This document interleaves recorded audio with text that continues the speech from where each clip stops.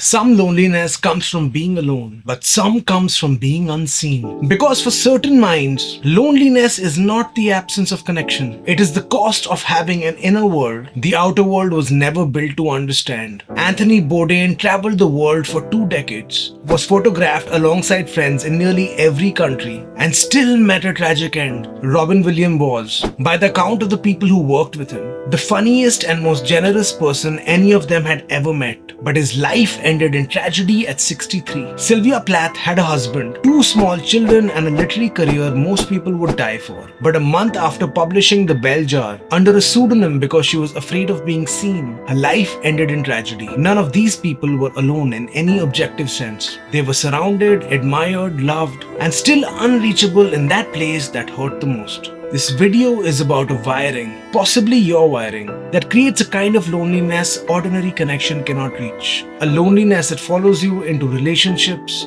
friendships, crowded rooms, and loving homes. Chapter 1. There are 2 types of lonely. You have friends, you have family, you might have a relationship. Most people in your life would describe you as being loved. And still, somewhere underneath it all, you feel alone in a way that nothing fixes. The entire loneliness discourse keeps missing this distinction. There are 2 kinds of loneliness, and they have almost nothing to do with each other. The first is quantitative. You don't have enough people, and the cure is more people to connect with. The second is qualitative. You have plenty of people around you, and yet none of them can quite reach what it is that is inside of you. The first kind has remedies. The second kind has resisted every social remedy you have ever tried, and there might be a reason for that. And it has nothing to do with how many people you have around you. It has to do with how your nervous system is built. The psychologist Elaine Aron, after 30 years of research, calls them highly sensitive people. And these are about 31% of the population. This trait has a clinical name, sensory processing sensitivity, and it's more than just a personality preference. It's a measurable neurological difference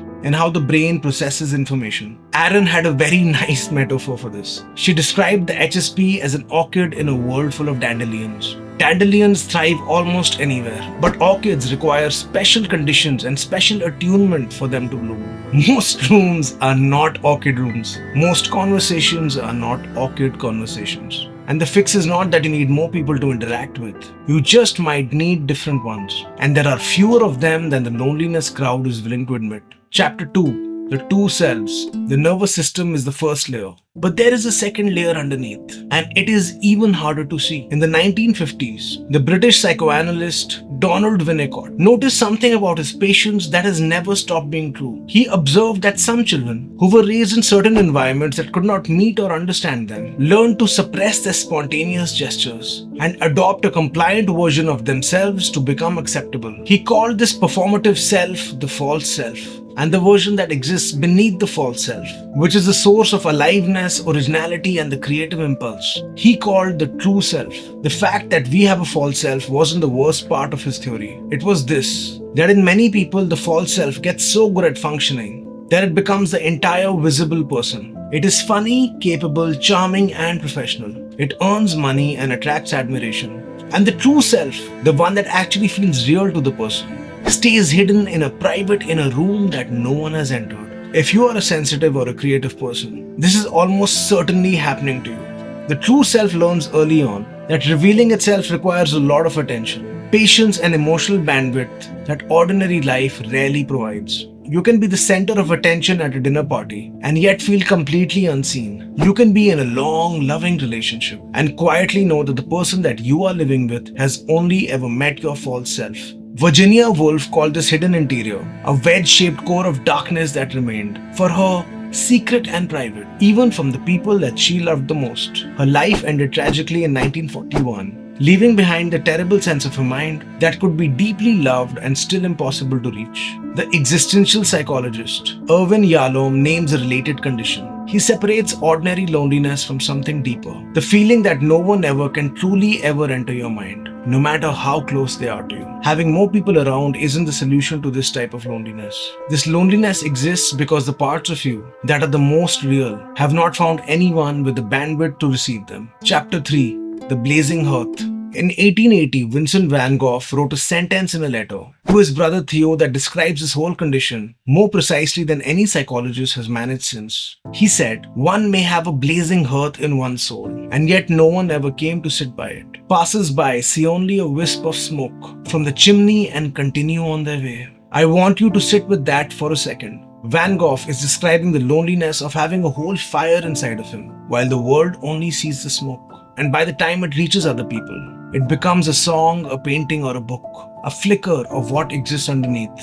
This, I think, is the architecture of every creative person I have ever admired. Emily Dickinson sat alone by the fire almost all her life. 1800 poems were found in her drawer after she died, and almost nothing was published while she lived. These were more than just sad, broken geniuses. They felt life more intensely than most people, and that intensity made them create work that other people could feel, but also made ordinary life harder to survive. The wiring that produced their work and the wiring that produced their loneliness are not two different things. They are the same nervous system. That is why their work hits you the way it does. They were lonely in the exact same specific way that you are lonely. And you are reading their wisps of smoke from across decades and centuries and recognizing your own fire within them. Chapter 4.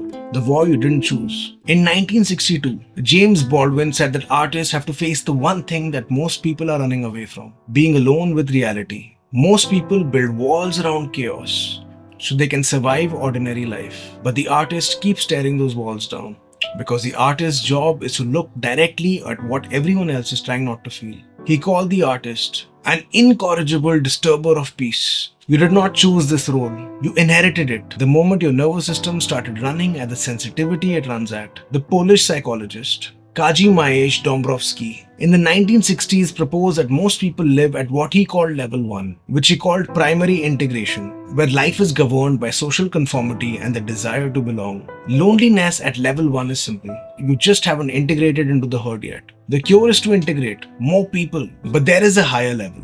Dombrowski called it positive disintegration. It is a state of refusing to integrate into a life you have come to recognize as being too small for you. At this stage, the creative person is lonely because they can no longer pretend that a normal life is normal for them. They see and feel a little too much and notice what everyone else has agreed to ignore. This loneliness is more than just failing to belong. This is the price of staying true to your own internal self. This is the war that you did not choose. And it is also the war that you cannot stop fighting without losing the part of yourself that makes your work worth making. Rainer Maria Rilke, while writing to a young poet in 1903 who had asked him how to bear the loneliness of his life, said, "Love your solitude and try to sing out with the pain it causes you." This loneliness might not be a problem that needs a solution or can have one.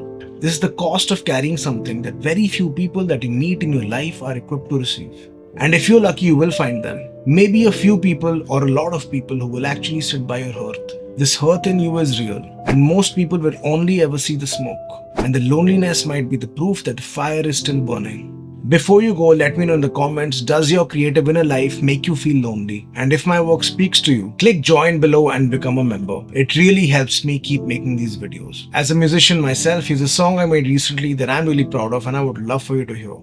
And if you prefer more of the talking head style of essays, here's a video I think you might like. If you liked or felt anything, please leave a comment. I would love to connect with you.